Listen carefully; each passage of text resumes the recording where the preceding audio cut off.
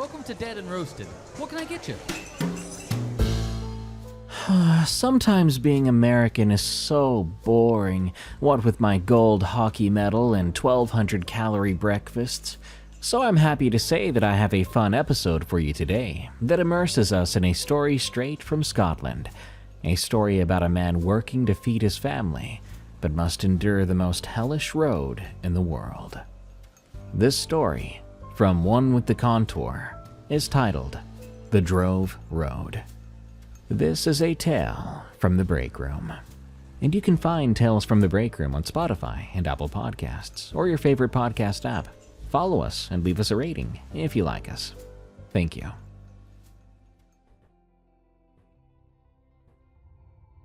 My father was a livestock haulier in the Scottish Highlands for 31 years. He moved sheep and cattle between farms and markets across some of the most remote country in Britain, driving roads that don't appear on most maps, in weather that would keep sensible people indoors. In all that time, he only ever refused one route. If a contract required the B road between Kinlochmore and Cannock, he passed it to another driver and took the financial hit. And if you asked him why, he would change the subject so fast, you'd find yourself talking about football or the price of diesel before you realized what happened. He did this for 3 decades, and in those 3 decades, he explained himself exactly once. On the second to last night of his life, no less, in a hospital room in Inverness in the winter of 2004. 30 years of Richmond Super Kings had turned his lungs into something that could barely process air, and the man in that bed was so far from the man I grew up with that I had to remind myself more than once that they were the same person. He'd lost 4 stone. His skin had gone the color of dishwater. He breathed through a mask that fogged over with each exhale and cleared just enough between breaths to show his mouth moving underneath. And most of what he said in those final days was fragmented, drifting, half dissolved by morphine and exhaustion. But on that second to last night, when I was sitting beside his bed during a late visit because my mum had gone home to sleep and someone needed to be there, he turned his head on the pillow and looked at me with perfect clarity, saying, "Close the door." I closed it. He said to me, "Sit down." And so I sat. He then told me about the Drove Road, and he told it from beginning to end in a level and steady voice. But his eyes stayed fixated on the ceiling the entire time, like he was reading the story off the tiles. He talked for about an hour. When he was done, he closed his eyes for some time. I sat there, wordless, because there was nothing adequate to reply with. He died the following morning at 6:30. I was in the corridor getting coffee from the machine when it happened. That became one of those details that really shouldn't matter, but now I can't stop thinking about. Why was I grabbing coffee? Did it really matter? I've never repeated what he told me that night, but I am going to now. I'm 57 years old now, and this story deserves to be told. Also, as a note before I begin, I've changed all instances of kilometers to miles. I've spent most of my life in America at this point, and I know most people reading this will likely be American too. My father, Alistair, grew up in a village near Beaulieu, about 12 miles west of Inverness. He left school at 15. School wasn't producing results for anyone involved, and he got work on farms around the Glen, which in the Highlands in the late 1950s was less a career choice than a gravitational inevitability. He was good with animals, and good with engines too, but not particularly good with people, which is a combination that either makes you a mechanic or a haulier. When he got his HGV license at 20, he found that driving a loaded truck through empty landscape for hours at a stretch suited him quite well. He bought a second-hand Bedford TK from a dealer in Dingwall, and a livestock trailer from a farmer in Muir of Ord who was getting out of sheep. And by his mid-20s, he was making a decent living moving animals around the north of Scotland. Livestock haulage is unglamorous work, and I won't dwell on it long, but you need to understand a few things to follow what happened. A haulier's reputation depends on delivering animals in the same condition he collected them. Stressed sheep lose weight, panicked sheep trample each other. A bruise on a ewe's flank or a limp that wasn't there at loading is a mark against the driver, and enough marks mean farmers stop calling. My father was careful. He checked his trailer before every job. The floor, the walls, partition gates, bolts and hinges and welds. You see, a loose fitting or a sharp edge in a livestock trailer is a liability, and because he took a workman's pride in doing the job properly, he checked it thoroughly. I say this to you so you understand that when animals came off his trailer injured, he knew it wasn't the trailer. In the autumn of 1972, my father had said late October or early November, but he wasn't certain on the exact date. But he picked up a contract from a farmer named Drummond. Drummond ran a hill farm in a remote glen west of Cannock, which itself is a remote place, and he needed 60-odd blackface ewes moved to a lowland farm near Bewley for winter grazing. The distance was about 30 miles of road, but the route mattered more than the distance, because the most direct way between the 2 points involved a 12-mile stretch of single-track B road that crossed open moorland between the 2 glens. This road followed the line of what was locally called the Drove Road. Drove roads are old routes, some of them medieval, which were used for centuries to walk livestock to market. Scotland is full of them. Most have been paved over or absorbed into the modern road network, and you would never know you were driving on one unless someone told you. This one, though, was different, at least according to my father, because the locals still called it by a Gaelic name that he said translated to something like the Road of the Carried Dead. It had been a corpse road before it was a drove road, the path along which the dead were carried from the remote communities in the western glens to consecrated ground in the east. My father mentioned this as a background detail, but I could hear something underneath the words even through the morphine and the steady tone, something that suggested he wished he'd paid more attention to it at the time. He had driven the road before without incident, though he noted, and I remember him pausing here briefly as if catching himself, that he had always driven it during daylight. The Drummond contract was different because of the logistics. Drummond's farm was at the end of a 5-mile track that was more suggestion than road, and the loading process with hill sheep is slow. Because the animals are half wild, they don't share the lowland sheep's resignation about being pushed into a trailer. By the time Alistair got the first batch loaded and cleared the farm track and reached the B road, the light would be gone. November in the Scottish Highlands means the sun sets at 4:30, and 4:30 comes faster than you expect when you're wrestling blackface ewes up a ramp. I should describe the road here. It's a single-track tarmac with passing places, no markings, no cat's eyes, no lighting. It crosses open moorland, flat peat bog stretching away on both sides, treeless, featureless, with low hills on the horizon that are more felt than seen after dark. The road sits slightly raised above the bog, like a causeway, which means that in wet weather, the standing water on either side reflects your headlights back at you, and it can feel like driving across a black lake on a narrow bridge. In daylight, it's bleak but manageable. After dark, with nothing ahead of you but the reach of your headlamps and nothing behind but whatever you've already passed, it becomes something else. My father described it as driving through the inside of a closed eye. The first trip was in late October.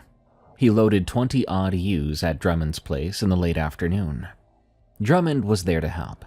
My father described him as the kind of older Highland farmer who communicates primarily through hand gestures and monosyllabic instructions, delivered at a volume meant for someone standing 50 yards away on a hillside. They got the sheep loaded. Drummond closed the trailer gate and bolted it. Then my father pulled out. He made it to the moor road at dusk. The last of the daylight was a thin orange band on the western horizon, and the road ahead was already dark enough to need headlights. The sheep in the trailer were settled, which was what you wanted. The ramp and the loading are the stressful parts, and once they're in and moving, they usually calm down. He drove the 12-mile stretch at a steady 40, which is about as fast as you'd want to push a loaded livestock trailer on a single track. About halfway across, he noticed the time.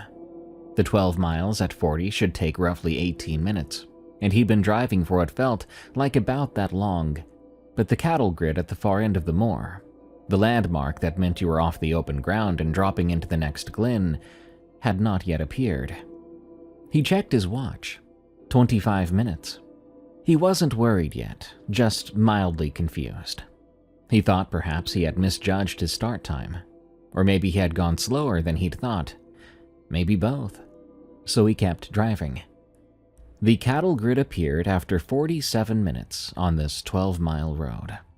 My father was not a man who made errors about things like speed and distance. He had been driving professionally for the better part of a decade by then, and he could estimate his speed within a mile or two per hour without looking at the dial. He knew how long 12 miles took at 40. It didn't take 47 minutes. He shrugged it off as something odd and carried on to the destination farm. Because practical men like him, well, they archive things away, and they carry on. After all, there's no useful response to a road being longer than it should be.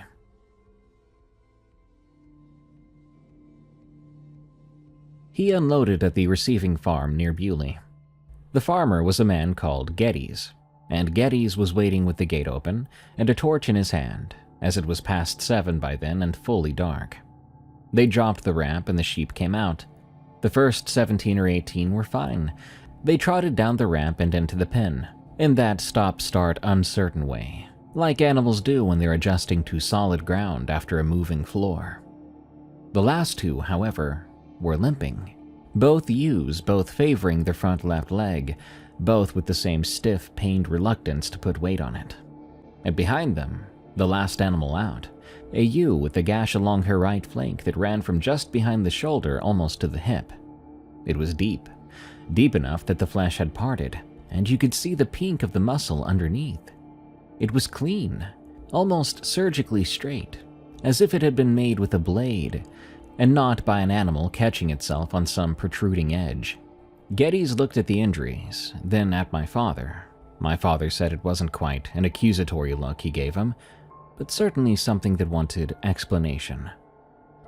Yet my father didn't have one.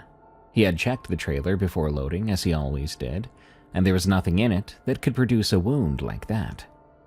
Geddes cleaned the gash with iodine and wrapped it, and they agreed that the ewes must have knocked into each other during transit, which can happen when animals panic and scramble.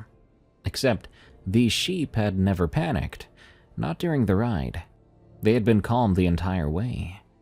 My father had listened to the sounds of distress before.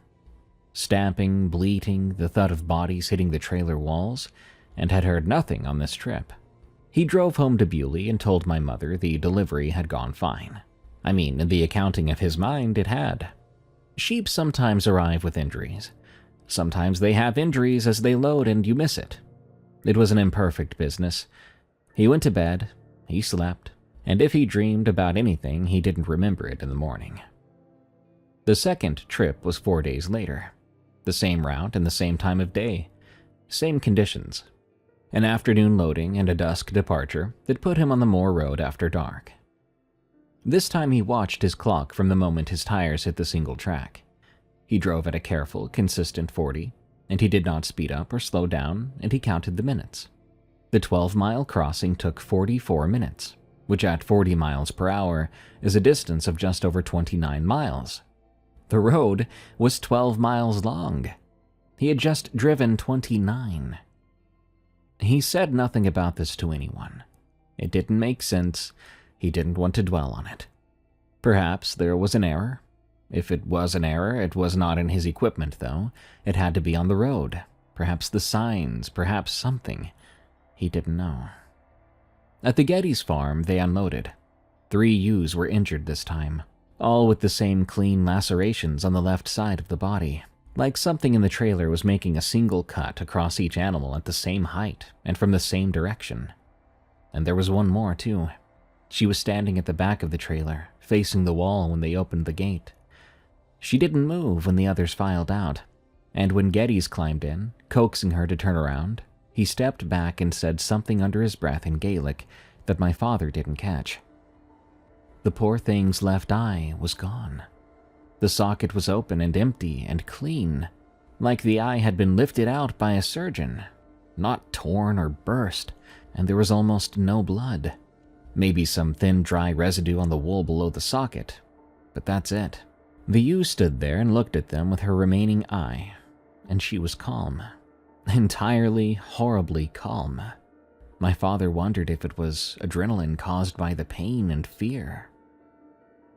He and Getty stood in the yard with a torch beam on that empty socket, and they didn't talk as they observed.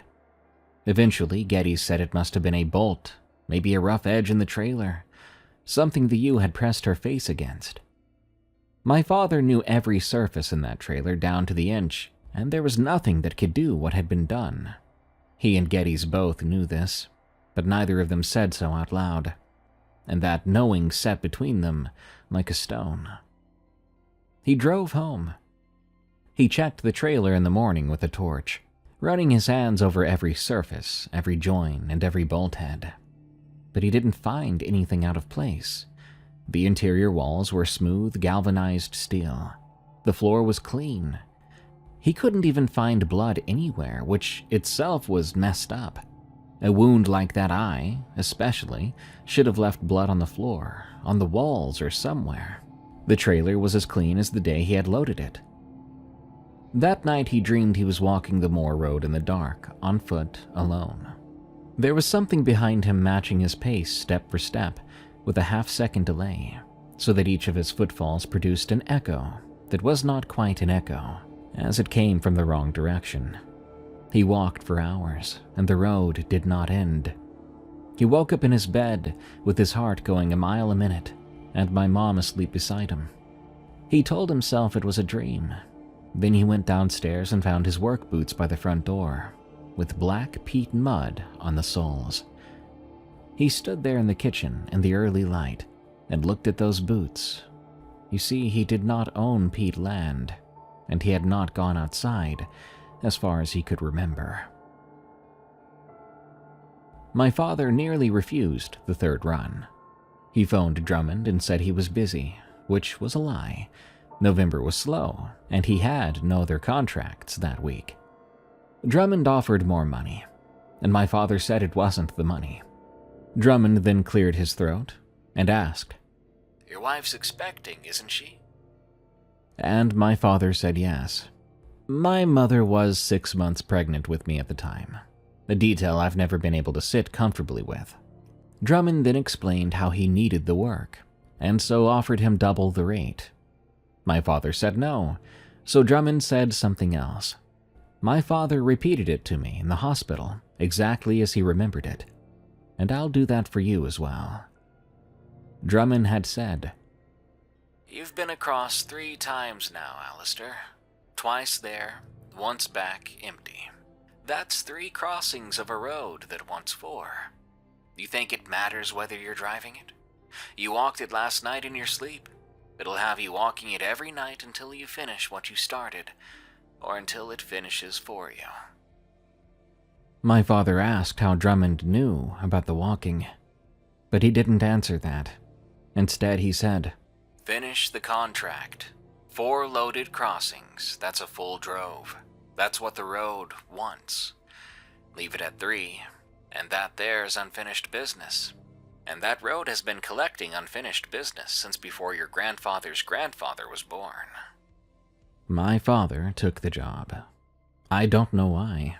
He didn't explain his reasoning to me, and I've spent 2 decades considering the possibilities, and I still can't settle on one. The money was part of it.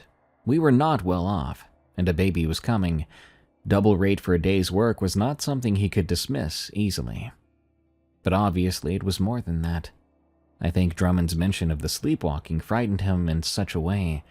It confirmed that what was happening was not contained to the road. It was following him home. The peat on his boots, the dreams, the road reaching into his house while he slept. If Drummond was right, then driving the road again was not adding to the danger. The danger was already present, accumulating, and the only way to discharge it was to complete the crossing, give the road what it wanted.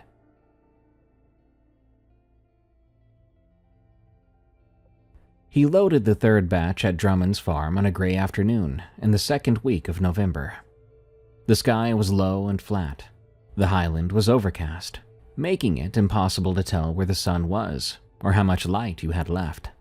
And the darkness, when it came, arrived without a transitional period. 1 minute, the moor was visible in washed-out gray, and the next, the headlights were cutting tunnels through solid black. He was on the moor road by 4:45. At mile 6, confirmed by his odometer, which he was now checking obsessively, he saw the figure. It was on the road ahead of him, walking the left-hand edge in the same direction he was traveling. His headlights picked it up at about 100 yards. The outline of a person, tall, wearing what appeared to be a long coat, hunched forward under the weight of something draped across his shoulders. The posture was that of a man carrying a heavy load, bent at the waist, arms raised to grip whatever was slung behind his neck. My father's first thought was that it was a stalker, not what you'd think when you hear the word stalker, but rather a deer hunter coming off the hill with a carcass. You carry a deer across your shoulders with the legs hanging down your chest, and from behind in poor light, that's approximately what this looked like. He slowed the truck. The road was single track and there was no room to pass without the figure stepping aside, so he dropped to walking pace and flashed his headlights. The figure, though, did not react. He tapped his horn, a short bleat that sounded enormous in the moorland silence, but no response. The figure kept walking at the same pace. My father rolled along behind it at 5 miles per hour, with his headlights fully on its back, and so more details began to resolve. The coat was long past the knees, and it was not a modern garment. My father said it looked heavy and shapeless, like rough wool or oilskin that you see in old photographs of agricultural workers from a century ago. The figure moved wrong too, stiff and repetitive, like the legs beneath the coat were operating on a mechanism, not through muscular intent. Each step was identical to the last in length and timing, no variation, no adjustment for the camber of the road or the rough surface. This was not like a living man's walk, constantly adapting to the ground beneath them. This was a walk that had been fixed and placed, and was simply repeating. The thing across its shoulders was no deer. The legs hanging down the figure's chest, my father could see them clearly now in the headlights, swaying with each step, were too thin and ended in small cloven hooves, and there were too many of them. He counted at least 4 distinct legs, possibly 6, layered over each other, which meant the figure was carrying more than one animal. Sheep. Dead sheep. Draped and stacked across its shoulders, and it was walking the drove road at 5 o'clock on a November night, as though this were a task it had been performing for a very long time, and intended to perform for a great deal longer. My father stopped the truck. He told me he didn't know why he did. Every functioning part of his brain was telling him to accelerate and get clear of this, but his foot went to the brake, and his hands went still. He sat in the idling cab with his headlights on the figure 20 yards ahead. He couldn't look away from it, and he couldn't move. He said it was like the road was holding him there, like he was trapped in some unseen current. Some unseen force had interposed itself and had told him to wait. The sheep in the trailer then started screaming. My father used that word specifically, and I'll use it here.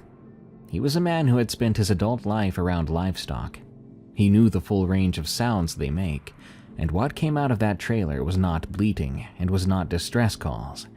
It was a sound he had never heard from sheep before, and he said it was the sound of animals who knew, in whatever limited way that sheep could know anything, that something was present that was fundamentally incompatible with their being alive. The sound broke whatever was holding him. He released the brake, put the truck in second, and floored the accelerator. The Bedford lurched past the figure on the narrow road, doing 50 on a surface that was barely safe at 30. As he passed, he looked to his left through the driver's side window, and the figure was there, close enough that he could have reached out and touched it if the glass hadn't been between them. He saw its face then. My father described this once. Back in that hospital bed with his eyes on the ceiling, his voice perfectly steady, and his free hand gripping the bed rail so hard that the tendons rose up through the skin like cables. When he was done describing it, he closed his eyes and didn't open them for a full minute. I sat there and listened to his breathing apparatus cycle, and I didn't say a word. The face had been a man's face. My father was certain of this. The underlying structure was human, the proportions were human. The basic architecture of brow and cheekbone and jaw was that of a grown man. But the flesh over that structure had been transformed in a way that my father could only compare to the photographs he'd seen of bog bodies pulled from peat. The skin darkened to a deep reddish brown, compressed tight against the skull, shrunk and hardened by acid and time until it was less skin than leather. The lips drawn back from the teeth in a permanent, involuntary grimace, the sockets deep and shadowed. Peat preserved, tanned by centuries in the ground. The ground tans everything it keeps long enough.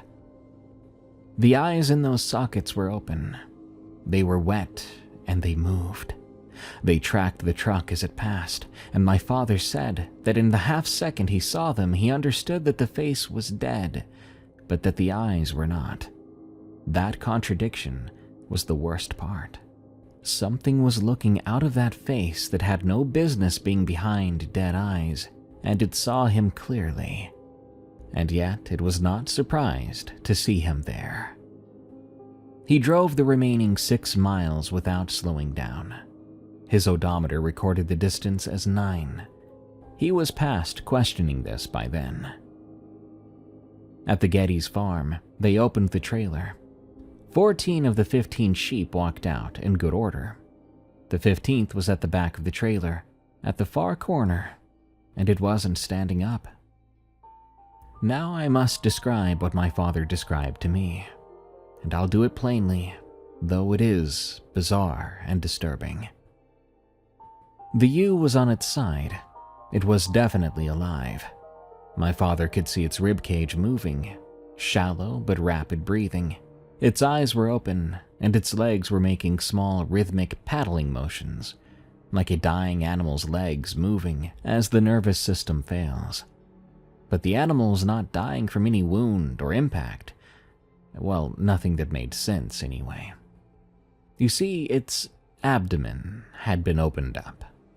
The skin and wool of the belly had been parted along a line so clean and straight, it looked measured, from the sternum to the pelvis, and the 2 flaps of skin had been folded back, laid flat against the ground on either side of the body, like the pages of some book. The interior of the animal was exposed. Organs, musculature, the architecture of a living sheep presented in cross-section, as though for a veterinary demonstration. The organs had been rearranged. The stomach and intestines, which should have been in the abdominal cavity, had been drawn out and placed on the exterior of the body in positions that corresponded roughly to where they would sit if the animal's inside and outside had been reversed. The liver was where the wool should have been. The wool was underneath. Everything was in the wrong place but arranged with intent. Something with horrible creativity had opened this animal up and tried to put it back together according to a different set of instructions.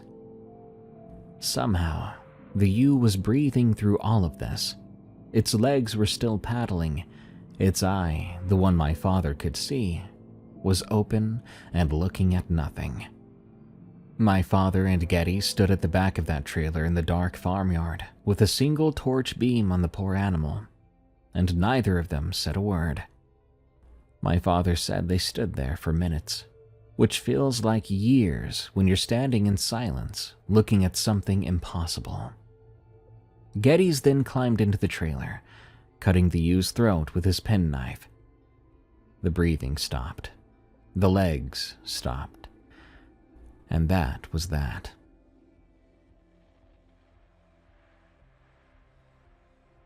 They dragged the remains out of the trailer, burying them behind the farm buildings in the dark, working by torchlight.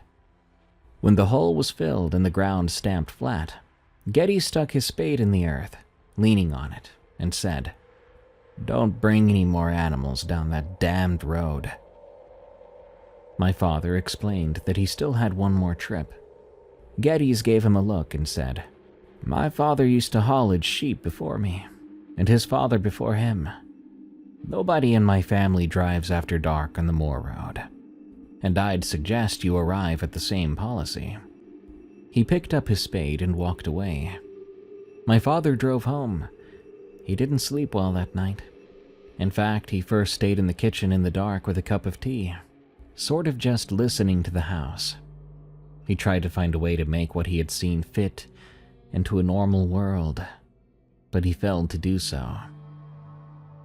The days after the third trip were the part of the story my father told with the least detail. I think this was not because nothing happened, but because what happened was personal. And even on his deathbed, there were things he didn't want to hand down to his son.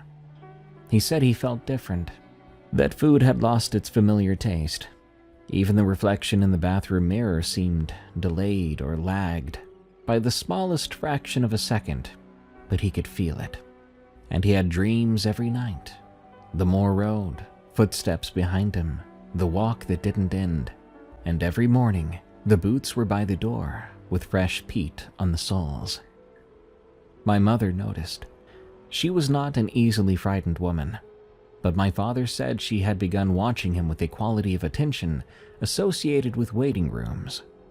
Patient, alert, braced for any kind of news. One evening she told him he smelled different. He asked what she meant. She said she could not describe it, except that it wasn't him. The smell of his very skin had changed, and she looked afraid, likely because my father wasn't sick. And if he was, that would be treatable. This wasn't. Drummond eventually called. One more trip, the final batch. 15 ewes, finish the contract, finish the drove, and be done. My father said yes.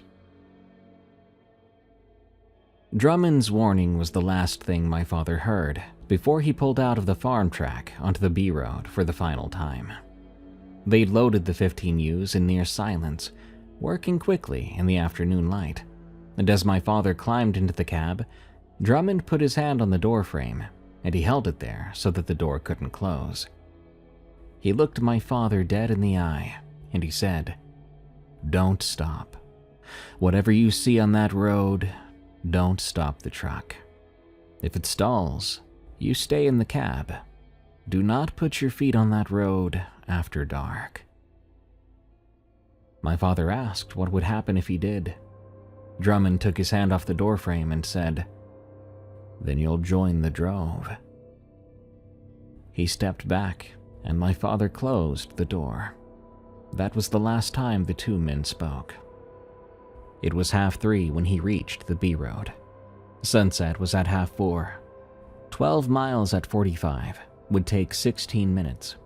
He would be off the moor and through the cattle grid with daylight to spare. My father said he felt something close to optimism as he turned onto the single track, which tells you how far his calibration had shifted over the preceding weeks. That the prospect of driving a road that had mutilated livestock and put living eyes in a dead man's face could produce anything resembling relief. But he had daylight, and he had speed, and he had an engine that had never let him down. In 16 minutes, it should be over. The moor opened up on either side as the road climbed away from the glen. Brown peat, gray sky, hills on the horizon just visible through a thin haze. He set his speed at 45 and watched the odometer and drove. At mile 3, the sky changed. The overcast, which had been a uniform gray sheet all day, thickened and dropped. This man had driven through highland squalls and hill fog, even through horizontal rain so bad it reduced visibility to the length of the bonnet. But this was strange. The light simply left. No fade whatsoever. The light was simply removed. He checked his watch. 10 to 4. The sunset should not have been for another 40 minutes. The dark had come early, and it came all at once. There was nothing natural about this. He pressed his accelerator. The engine responded, but the truck felt heavy suddenly, sluggish, laboring, like it was having trouble pulling the additional weight of the trailer now. The temperature gauge, which normally sat comfortably in the middle third of its range, began to climb. He was doing 45 by the speedometer, but the sensation of speed was wrong too. The road ahead unspooled in his headlights at a pace that felt closer to 30. Mile 6. The halfway point on a 12-mile road, except by now he had no faith that that road was 12 miles. He drove and he watched the odometer count, and he kept his hands tight on the wheel. The sheep in the trailer stayed silent. He had been listening for them since the start of the drive, but he'd heard nothing. Over a dozen animals standing in a metal box in a moving vehicle eventually produced some sound, but these were producing nothing. It had been so completely quiet behind him that if he hadn't loaded them himself an hour earlier, he could have believed that the trailer was empty. Mile 9. No cattle grid. The moor road continued ahead of him, straight and featureless, the headlights reaching maybe 80 yards before the dark swallowed them. The temperature gauge was nudging the red. The engine note had changed from the steady diesel thrum that he knew as well as his heartbeat to something strained and arrhythmic, a machine working against a resistance which it was not designed for. He checked the wing mirror on the driver's side. A habit of his. A haulier does this every few minutes without thinking about it. There, in the red wash of the taillights, at the furthest edge of what the glow could reach, there were shapes on the road behind him. They were low and pale, moving in a loose formation that spread across the width of the road and the verges on either side. Sheep. There were sheep on the road behind his trailer, following him across the moor, and there were far more of them than the 15 he was carrying. He could see dozens. They filled the road from edge to edge and extended back beyond the reach of his taillights into a darkness that could have contained any number more. They were walking at the same pace as his truck, keeping a steady distance, and even in the dim red light and the small shaking rectangle of the wing mirror, he could see that they were not normal. Like that figure from before, they moved stiffly and uniformly, every animal moving in the same rhythm, legs working in lockstep that normal sheep would never do. Some of them were even walking on legs that were bent oddly, which would make it impossible for a living animal to stand on, let alone move with. One near the front of the flock, where the tail light was strongest, had its head hanging sideways from a clearly broken neck. The skull was resting against its own shoulder, and it walked the same steady pace as the rest. Their wool was dark and matted, with something that looked like mud but wasn't, and the ones closest to the light had a quality to their bodies that my father struggled to articulate that I will try to convey as precisely as I can. They looked compressed, flattened, as though they had been subject to enormous pressure that had pushed them into a denser version of themselves, the way peat pushes everything into a tighter, darker, more preserved form. My father faced forward and put his foot down. The engine screamed, the speedometer read 50, but that road was not meant for 50. The truck shuddered and swayed, and he held the wheel with both hands, determined to keep driving, due to what Drummond had told him, and because looking in that mirror again was something that he could not bring himself to do. Mile 14. There was no cattle grid still. The road should have ended 2 miles ago by any honest measurement, and it had not ended. The engine temperature was in the red, and the needle was still climbing. My father could smell hot metal and coolant, and he knew that the truck was about to die, and there was nothing he could do about it.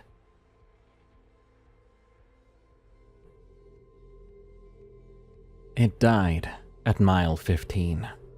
Like a dying man's pulse, the engine stopped. Mid-beat, total, without the courtesy of a gradual failure. The truck rolled forward on its remaining momentum, slowing, and came to a rest on the empty road, with the headlights dimming to amber on battery power, and the dark closing in from every direction, like water filling a hole. He sat in the cab. He did not try the ignition. He knew the engine was gone, and he understood that turning the key would drain the battery faster, and the headlights were the only thing between him and absolute darkness. He wanted them for as long as they would last. The cab was cooling rapidly. The heater had died with the engine, and the November cold came in through the glass and the floor and the doors. Yet underneath that cold was the other cold, the one he'd felt on the moor road from the first trip. Wet and organic, carrying the smell of deep peat, the smell of ground full of dead things. In the wing mirror, the flock had stopped. They stood on the road behind the trailer in a dense, still mass, and in the fading taillight, they almost looked like ordinary sheep if you kept your focus soft and did not look too closely. My father did not examine them closely either. He glanced once, then he faced forward, placing his hands on the wheel as he waited. The flock parted. He heard that part rather than saw it. The sound of hooves on tarmac shifting to either side, pressing to the verges to open a path through their center. And through that center, at a pace that matched the mechanical rhythm of the flock's walking, came the sound of footsteps. Heavy steps, accompanied by a wet, dragging sound underneath, as though this new figure was leaving a trail on the road surface. The footsteps passed along the left side of the trailer, close enough that my father could hear the brush of the long coat against the metal sidewall. And then they were alongside the truck. Then they were alongside the cab, and then they stopped outside the driver's door. My father didn't look. He stared through the windshield at the last pale cone of his failing headlights on the empty road ahead. He kept his hands on the wheel, and he didn't turn his head. He could hear it, though.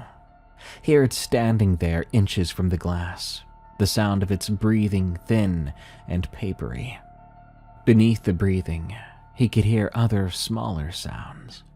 The faint creak of the weight across its shoulders shifting, the slow drip of something landing on the tarmac below, the soft, wet contact of the dead sheep's hooves swaying against the figure's chest. And it stood there for so long. But my father didn't count.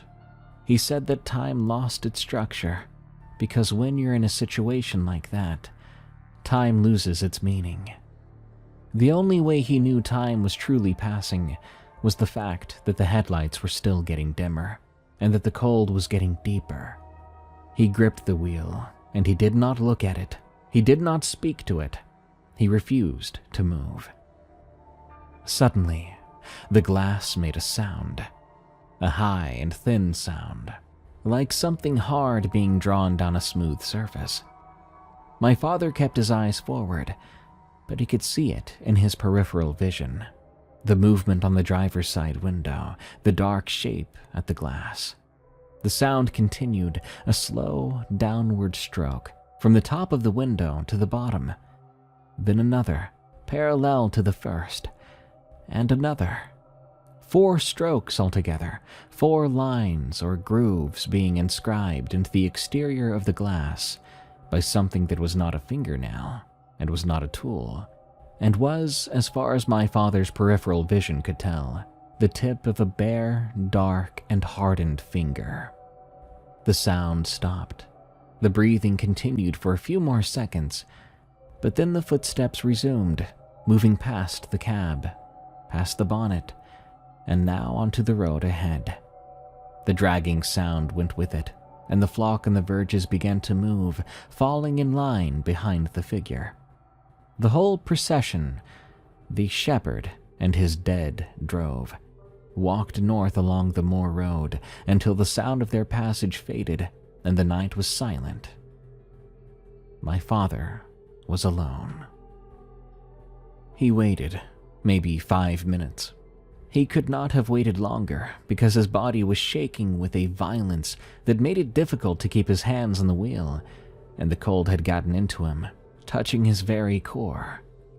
He turned the key, and the engine started right away, turning over on the first attempt with a healthy, steady note. It was like the dang thing had never stopped. The headlights brightened, the temperature gauge sat in the middle of its range, and the cab began to warm up. He put the truck in gear and drove. The cattle grid appeared less than 2 miles later, exactly where the map said it should be, and he crossed it, and the road dropped into the glen, and the moor was behind him. He did not look back.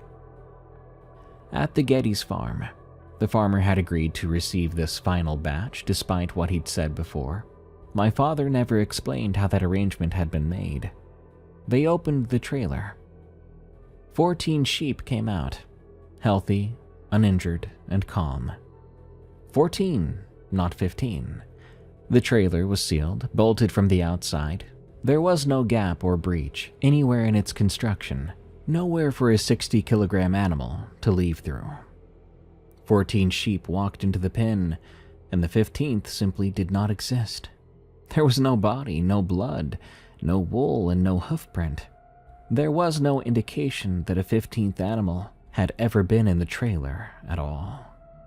Geddes counted twice, so did my father. 14. Geddes looked at my father across the pen gate, and my father looked back.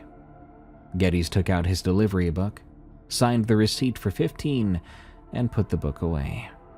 He closed the pen and walked toward his house without turning around. My father drove home to Bewley in the dark with the heater on full and the radio playing.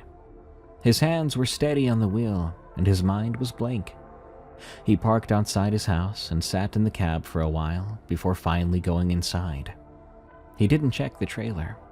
He never checked that trailer again. He never drove that moor road again either. The contract was finished. Drummond never called, and my father never inquired. He learned years later and secondhand that Drummond had been found dead on the moor road in the spring of 1979. They found him sitting upright against a fence post with his crook across his lap, dead of exposure on a night when the temperature had not dropped below 7 degrees. The man who told my father about this said Drummond looked like he had been sitting there for a long time, though the pathologist report put the death at only a few hours before the body was found. My father received this information, said nothing, and changed the subject. Those changes my father dealt with, well, they faded. The dreams stopped within a month or so. The peat mud stopped appearing on his boots. The strange thing about his reflection even settled. My mother stopped watching him, and the smell she had noticed went away. By the time I was born in February of 1973, my father was, by all external measures, the same man he'd been before the contract. He went back to work. He hauled livestock for another 28 years, and he never spoke about what happened, never drove that road. But he was a different man. But because I grew up inside that difference, I wasn't able to name it myself. But I knew that he flinched at dead animals on the roadside. Not the typical grimace that you might make, but a full-body recoil, a jerk of the head away, as though the sight was physically painful. He wouldn't walk on unpaved ground after dark, which in the rural highlands is a significant constraint, and if circumstances forced it, he moved with a rigid, mechanical haste that I now recognize as a man trying to spend as little time as possible with his feet on open earth. He kept the radio on every waking hour in every room he occupied, a low and continuous murmur of voices and music that didn't really serve an entertainment purpose. He really didn't listen to it himself. It was just sound to fill the quiet, made him feel less alone. A few years after he died, I flew out to visit my mom, and I went to look at the truck.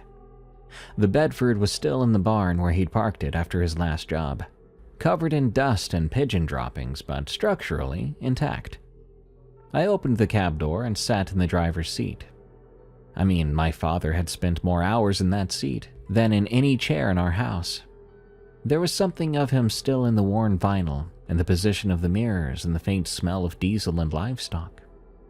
I looked at the driver's side window. The scratches were still there. 4 vertical lines scored into the exterior surface, running from the top to the bottom, deep enough to catch a fingernail when I ran my hand across them on the outside. These weren't cracks. They weren't random marks of road debris or scraped branches. They were a warning, and they were proof that my dad's story was more true than I liked to believe. I feel like roads can be haunted like houses can be haunted, but one seems far worse. If you're trapped in a haunted house, you cover your head, you ignore the ghosts, and you wait for dawn. But a haunted road, well, you're at the mercy of the infinite darkness, my friend, and whatever lurks within it. Good night. Thank you all so much for tuning into this episode of Tales from the Break Room. I'm your host, Darkness Prevails. You can send me your scary work-related stories at eeriecast.com/submit. You can also find this show on Spotify, Apple Podcasts, or the YouTube channel, Darkness Prevails. Till next time, everyone, I've got to clock out, but I'll be back again real soon.